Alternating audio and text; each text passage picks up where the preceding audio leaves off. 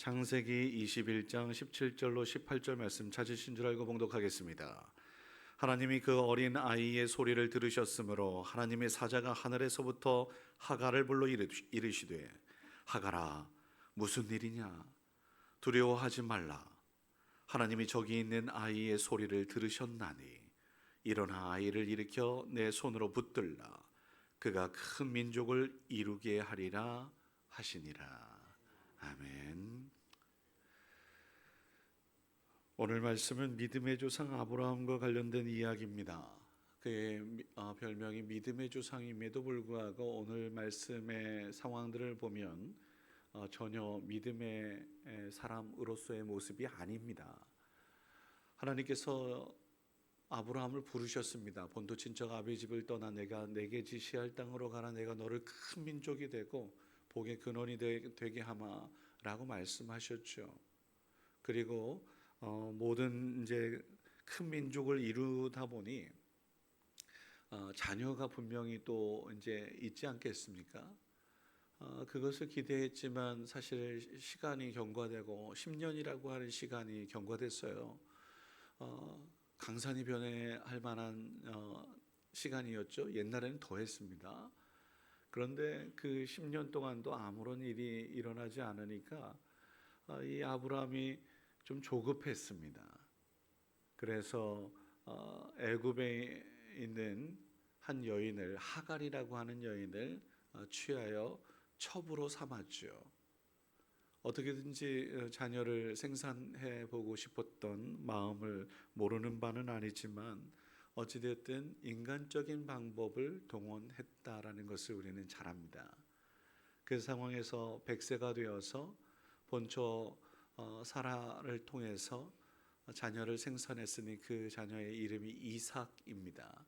물론 앞에 있었던 하갈을 통해서 난 소생의 이름은 이스마엘이고 오늘 한 아이의 소리, 그 소리는 이스마엘의 하소연, 안타까움, 울부짖음이었던 것을 발견할 수 있죠. 어찌됐든 100세 난 아이 한 10살 터울 정도 이렇게 되는 거 아니겠습니까? 그러다 보니까 이스마엘은 조금 컸고 그 이삭은 아직 어린 상황에서 이스마엘이 이삭을 희롱하는 것을 본처였던 실세죠. 사라가 봤습니다. 그러니 얼마나 내 자식이 이 귀한 자식이 희롱을 당하고 있으니 피가 거꾸로 쏟았겠죠. 게다가 첩이었으니까. 그래서 남편 아브라함을 닥달하죠. 그래서 결국은 하갈과 이스마엘이 이제 쫓겨나게 되는 안타까움을 보게 되는데 이 상황에서 너무너무 처량하고 한탄스러워서 이 모자가 그냥 얼싸안고 웁니다. 절규를 하죠. 그럼에도 불구하고 그 소리를 하나님께서 들으셨다라는 겁니다. 오늘 우리에게 주시는 하나님의 교훈이 무엇일까? 첫 번째는 저는 그렇게 확신합니다. 아브라함이라고 하는 믿음의 사람, 기도의 사람, 하나님의 사람과 함께했던 이방민족의 사람, 하나님과 멀리 있었던 사람이 누군가가 다가오니 하나님의 사람이 가까이 있으니 그의 영향을 받았다라고 믿습니다. 애굽 사람 하갈은 하나님과 거리가 멀었던 사람입니다. 그런데 하나님의 사람이 가까이 있으니 기도 하나님을 부르짖게 되었다라는 거예요. 창세기 6장에 보면 하나님의 아들들이 사람의 딸들의 아름다움을 보고 오히려 사람의 딸들이란 세상 사람들이지요. 세상으로 향했다라는 거예요. 믿는 사람들이 세상이 더 화려하고 멋진 모습을 보면서 그쪽으로 향했다라는 것인데 오늘 말씀은 반대 방향이에요. 믿지 않았던 사람이 하나님의 사람에게로 그 영향을 받아서 좋은 방향이에요. 기도하는 것이니까, 생명 살리는 것이니까, 정의와 공의를 행하는 것이니까, 사랑으로 향하는 것이니까, 다시 말씀드려 하나님의 뜻으로 향하는 이러한 걸음으로 이끌의 역할들을 감당하는 거예요. 당연히 얼마나 감사한 일이에요. 애굽 사람 하갈이 아브라함의 영향에 의해 기도하지 않았던 이 여인이 오늘 기도하고 부르짖게 되었다라고 볼 수 있습니다. 뭐 기도가 대단했던 것도 아니에요. 그냥 절규였어요. 그냥 한숨이었어요. 그런데 그 방향이 하나님께로 향하였더니 하나님께서 들으셨다라는 겁니다. 여러분, 목사님 저 기도 못하는데요. 예, 저 또한 그렇습니다. 그리고 오래 다닌 분들도, 막말로는 우리 장로님들도 기도 한 번 시키면 얼마나 고민스러운지 몰라요. 목사님 갑자기 시키지 마세요. 장로님들도 그럽니다. 아니, 목사들도 그래요. 갑자기 어느 모임에서 목사님 기도시키,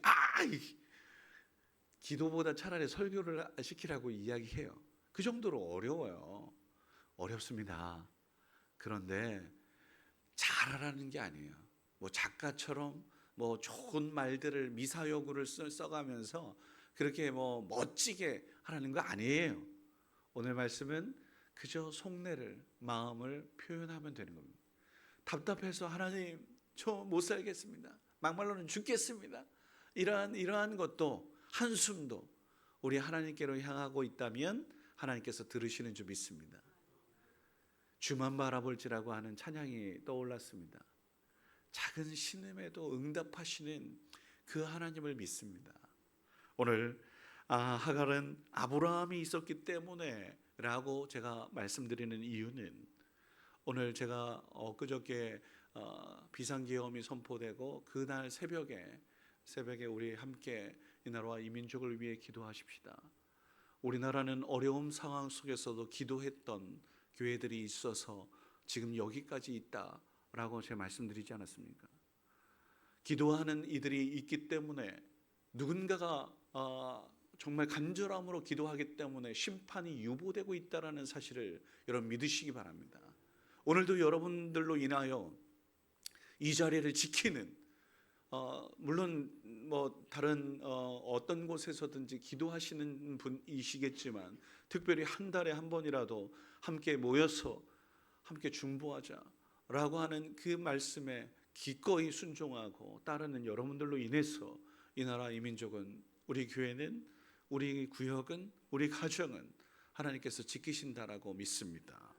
우리 때문에 우리 주변이 어떠한 부르짖음을 부르짖더라도 하나님께서 응답하는 놀라운 은혜를 누릴 수 있는 저와 여러분일 수 있기를 주의 이름으로 축원합니다. 두 번째는, 우리 하나님 언제나 어디서나 함께 하시는, 우리와 함께 하시는 임마누엘 하나님이심을 믿습니다. 하갈과 이스마엘이 광야에서 방황하고 있었습니다. 광야에서 방황하고 있어요. 그 광야가 혹시나 또 누군가가 있었다고 한다면 이렇게 슬피 울고 절규하지는 않았을 것 같습니다. 아무도 없는 허벌판에 그저 나홀로 있는 것처럼 외롭고 쓸쓸하니 눈물이 날 수밖에요. 그런데 우리 이 외로움 속에서도 하나님께서 함께 하셨다라는 거 아니겠습니까?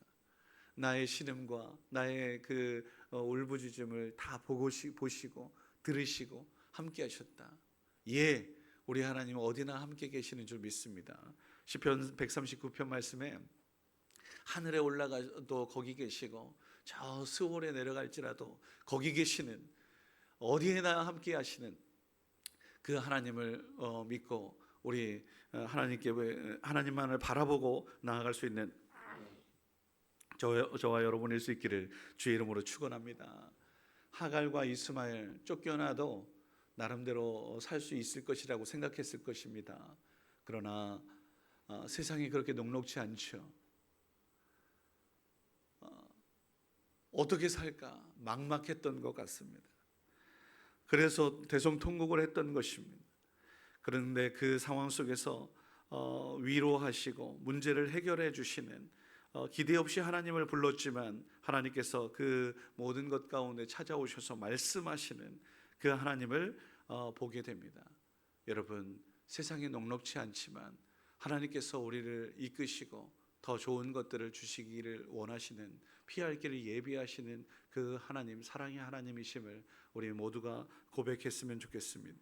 역대하 15장 15절 말씀에 무리가 마음을 다하여 맹세하고 뜻을 다하여 여호와를 찾았으므로, 하나님을 찾았으므로 여호와께서 그들을 만나 주시고 사방에 평안을 주셨다라고 합니다.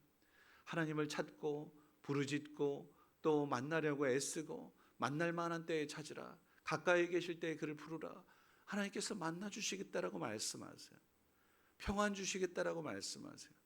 하나님 어디에나 계시는 하나님이시지만 특별히 성전 가운데, 우리 가운데 함께 하시는 놀라운 은혜가 있기를 주의 이름으로 축원합니다. 마지막으로 하나님, 우리에게 자녀들을 위해 기도하라고 말씀하세요. 저는 오늘 말씀에 이 자녀는 연약하여 뭔가 할 수 있는, 할 수 없는 그러한 위치에 있는 모든 이들을 향한다고 생각합니다. 오늘 이 이스마엘의 그 안타까운 현실을 바라보면, 내가 나야 뭐 어찌 되었든 간에 이제 다 살았다라고 보면 이후의 미래 세대를 위하여 내가 할 수 있는 것이 무엇일까? 예를 하나 들어볼게요. 최근에 저 스웨덴의 한 소녀가, 아직 학생이, 도대체 어른들은 왜 아무것도 안 하지? 왜냐? 환경에 문제가 있어서 그야말로 이 다음 세대들, 우리의 자녀들, 후손들이 살 길이 막막해지는 오늘의 현실에서 아무것도 안 하는 어른들을 이상하다, 왜 아무것도 안 하시지? 그래서 하는 것이 뭐냐면 외치는 거였습니다. 지금 여기에서 움직여야 된다. 환경 파괴로 인해서 우리 아이들이, 청소년들이 이제 어떻게 될지 모른다. 이 위기 상황에서 왜 아무것도 안 하냐라고 그렇게 주장해서 영향력 있는 10대로 세계에 그렇게 인정받았던 뭐 이런 뉴스들이 나왔었어요. 그런데 우리 자녀들을 위하여 기도해야 되는 때이지 않습니까? 무너져가는 한국 교회를 위해 기도해야 될 때이지 않습니까? 무너져가는 이 나라, 이 민족을 위하여 기도해야 될 때이지 않습니까? 우리 가정도 인구 절벽이라고 제가 누누이 말씀드리지 않습니까? 이러한 나라, 이 민족 가운데 기도하지 않는다면, 우리가 우리 당연한 이 의무 사항들을, 사명을 감당하지 않고 있다면 이거 직무유기죠. 하갈이 이스마엘의 안타까움을 바라보면서 절규할 수밖에 없었던 것을 보게 돼요. 어머니로서 당연한 것입니다. 있는 자로서, 먼저 믿는 자로서 당연한 것이에요. 여러분, 아이가 아파요. 아이가 죽으려고 해요. 뭐 죽든 말든 아무런 상관이 없습니까? 어찌 이럴 수 있단 말입니까? 오늘 하갈은 자식을 앞에 두고 내 생명보다 더 귀하기 때문에, 내 더 사랑하기 때문에 기도했습니다.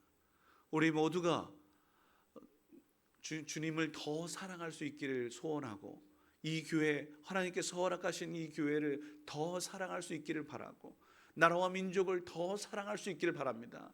아니, 가까이는 우리의 자녀, 후손들, 우리의 사랑하는 가족들을 더 사랑할 수 있기를 주의 이름으로 축원합니다. 그러면 기도해야죠. 기도해야 되는데 왜 기도하지 않느냐? 이 논리가 맞다면 한번 생각해 보자고요. 아들이 죽으러 이 땅 가운데 나아갑니다. 그것을 바라보는 아비의 심정이 어떻겠습니까? 이 땅이 너무 어두워서 빛으로 이 땅에 내려가겠노라 결단한 독생자 예수 그리스도, 그 아이를 이 땅에 내려보내면서 하나님의 마음은 기쁘기만 했겠습니까? 얼마나 안타깝고 얼마나 애절했을까? 십자가에 죽으면서까지 당신의 하나님의 뜻을 위해서 나아가겠노라 라고 했던 그 걸음이 조롱과 멸시와 모든 막 이렇게 침뱉음과 수치였지 않겠습니까? 그럼에도 불구하고 하나님께서 인내하며 참고 또 그렇게 그저 눈물 흘리시는 그 하나님의 마음을 오늘 우리도 발견하고 또 바라봐야 되는 거 아닐까요? 하나님의 마음을 소유해야 되는 거 아닐까요?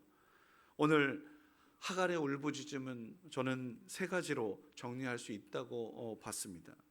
하나님의 마음을, 우리의 마음, 아버지 하나님의 마음이 우리의 마음이었으면 좋겠습니다. 다시 처음으로 돌아가 볼게요.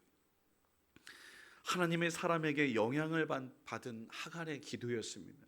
기도할 줄 모르는 사람이었잖아요. 하나님을 멀리했던 사람이었잖아요.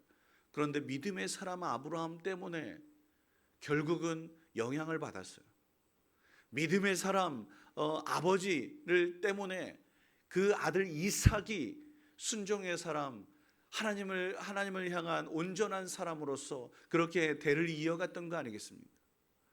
나 때문에라도 우리 가정이, 나 때문에라도 우리 교회가, 나 때문에라도 이 나라 이민족이 바로 설 수 있었으면 좋겠습니다. 그렇게 선한 영향력을 가질 수 있는 저와 여러분일 수 있길 바라고, 그렇게 하갈은 기도의 형식을 갖추지도 않았고 그저 절규하고 부르짖었을 뿐이었는데도 하나님께서 응답하셨어요. 아무도 없어 외롭고 쓸쓸하고 이런 상황에서도 하나님은 우리 하나님은 임마누엘 하나님이시구나, 나와 함께 하시는 분이시구나, 이 사실을 여러분 믿으시기 바랍니다. 두 번째 핵심이었죠. 하나님은 어디에나 계시는, 나의 작은 신음에도 응답하시는 그 하나님이시구나, 이 사실을 믿어서 오늘 우리가 어디에 있든지 무엇을 하든지 하나님께 부르짖고 또 하나님께 간구할 수 있는 저와 여러분일 수 있길 주의 이름으로 축원합니다. 그렇기 때문에 마지막으로 우리는 기도하는 것입니다. 아이의 생명과 같은 존재들을 위하여 우리 함께 기도하십시다. 우리 사랑하는 구역 식구들을 위하여 기도하십시다. 우리 자녀 후손들과 가족들을 위하여 기도하십시다. 우리 교회를 위하여 기도하고 이 나라와 이 민족을 위하여 우리 함께 기도하여서 연약한 혼돈에 있는 어지러운 이 세상에 나의 기도 때문에라도 다시 한번 일어서는 놀라운 은혜, 질서를 찾고 빛으로 환해지는 놀라운 은혜, 치유, 회복, 승리를 누리는 우리 모두가 될 수 있게 되기를 주의 이름으로 축원합니다. 기도를 통해 구원에 이를 수 있습니다. 기도를 통해 길이 열릴 수 있습니다. 기도를 통해서 새로운 약속을 부여받을 수 있습니다. 우리 함께 기도하면서 나아가는 하나님의 백성들 되어서 아이의 울부짖음, 부르짖음에 하나님께서 응답하시는 놀라운 은혜들을 우리의 삶 가운데 경험할 수 있기를, 하나님의 놀라운 역사를 많이 경험하고 간증할 수 있는 간증의 주인공이 될 수 있기를 주의 이름으로 축원합니다. 기도하겠습니다. 거룩하신 아버지 하나님, 아버지에게 버림받았던 이스마엘의 심정이 그 자식을 바라보는 하갈의 마음이 어떠했는지, 얼마나 답답하고 또 화가 나고 얼마나 이 모습이 처량하고 애처로웠을까.